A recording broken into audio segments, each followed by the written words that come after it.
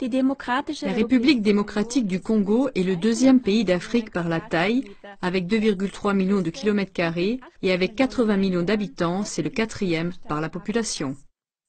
En ce qui concerne ses immenses ressources minérales, estimées à environ 24 billions de dollars américains, le Congo est considéré comme l'un des pays les plus riches, sinon le plus riche du monde. Il possède 10% des gisements de cuivre du monde, 30% des diamants et 70% de tous les gisements de minerais de fer. Mais surtout, on en extrait plus de 50% du cobalt requis dans le monde entier, le cobalt étant un minerai sans lequel, par exemple, serait inconcevable l'industrie électronique et toute l'industrie de l'armement d'aujourd'hui qui dépendent de cette dernière. Malgré sa richesse en matières premières, ce pays est pourtant aujourd'hui un des pays les plus pauvres du monde en raison de l'exploitation, de la corruption et de guerres qui durent depuis des décennies. Et selon l'indice de développement des Nations Unies, il a même atteint en 2013 l'avant-dernière place. La journaliste d'investigation Abby Martin a rencontré l'historien congolais Kambale Musaouli. Dans cette interview, Musaouli met en lumière le passé et le présent du Congo et il montre que le Congo a même le potentiel de nourrir toute une population mondiale de 9 milliards de personnes. Avec la production d'électricité de son fleuve, le Congo pourrait alimenter toute l'Afrique. Il souligne que la République démocratique du Congo est actuellement le plus grand fournisseur de cobalt du monde. Presque toutes les voitures, ordinateurs, téléphones portables ou autres appareils électroniques contiennent du cobalt du Congo. Mais malheureusement aussi tous les chars, avions, hélicoptères, fusées, navires de guerre, sous-marins, etc. Un document stratégique de l'administration américaine indiquait même très clairement qu'il serait impossible de faire la guerre sans le cobalt du Congo.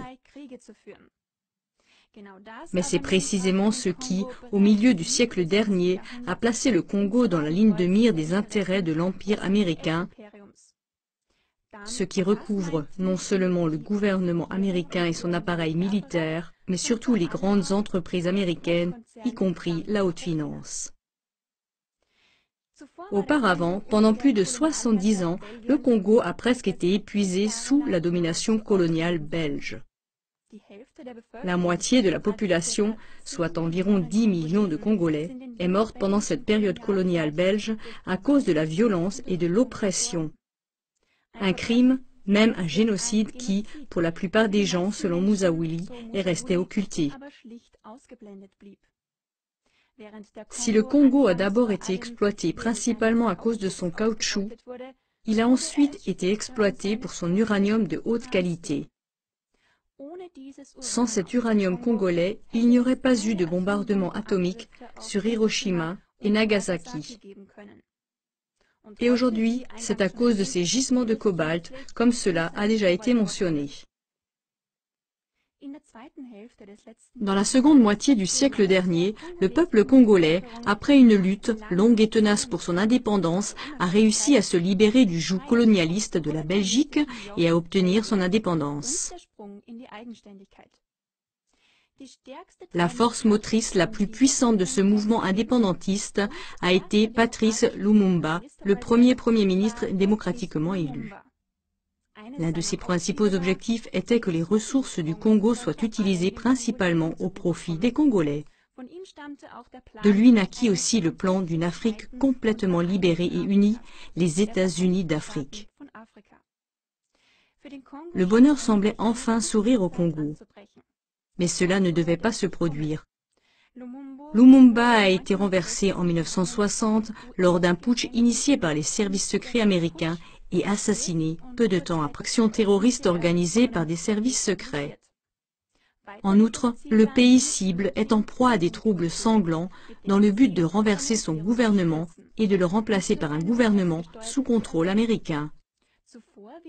Avant cela, ce gouvernement légitime est si massivement diabolisé par les médias grand public, non moins contrôlés par les États-Unis, que l'intervention militaire semble justifiée. Jusqu'à présent, la couverture médiatique de ces violations massives des droits de l'homme par les médias n'a pas réussi à susciter une plus grande indignation du public et les États-Unis peuvent poursuivre leur programme sans entrave.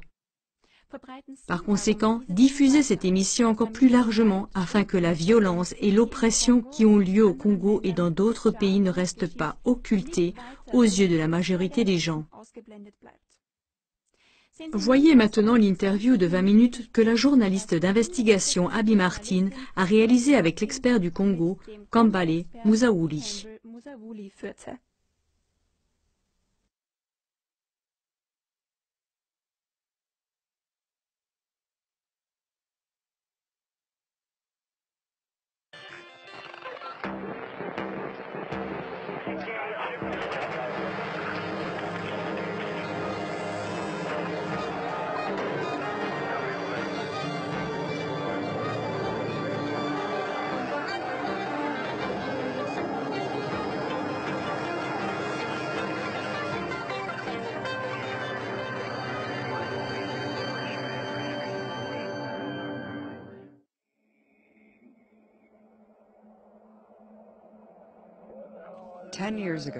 Il y a 10 ans, l'Empire a porté ses regards sur une région rentable du monde, sur le continent qu'il avait autrefois pillé en tant que capitaine de la traite négrière.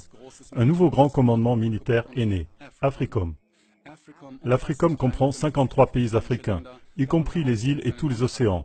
Il se compose de 4 composantes principales, toutes avec des noms intéressants. US Army Africa, US Naval Force Africa, US Air Force Africa, US Marine Corps Africa. Bien que la présence américaine sur le continent africain soit largement humanitaire, l'officier de l'AFRICOM, Rick Cook, a admis que les États-Unis étaient en guerre en Afrique depuis des années. Avec une série de bases de drones, de camps et des installations où la tradition américaine continue de former des militaires mandataires responsables d'abominables violations des droits de l'homme et d'opérations secrètes. Loin d'une guerre sous le seuil de la violence, l'AFRICOM effectue chaque jour plusieurs missions. Tous les empires voulaient posséder l'Afrique pour la même raison, son immense trésor de minéraux et de matières premières. Une grande partie de ce trésor enfoui est concentrée dans le sud de l'Afrique en République démocratique du Congo. Celui-ci compte 80 millions d'habitants, 250 groupes ethniques et plus de 700 langues et dialectes différents. Avec ces minéraux non exploités, il est considéré comme le pays le plus riche du monde, avec des réserves de 24 billions de dollars. Le Congo possède 10% du cuivre mondial, 30% des diamants et 70% du fer et produit plus de 50% du cobalt mondial. Parmi les Congolais qui risquent littéralement leur vie dans les mines de cobalt, des dizaines de milliers sont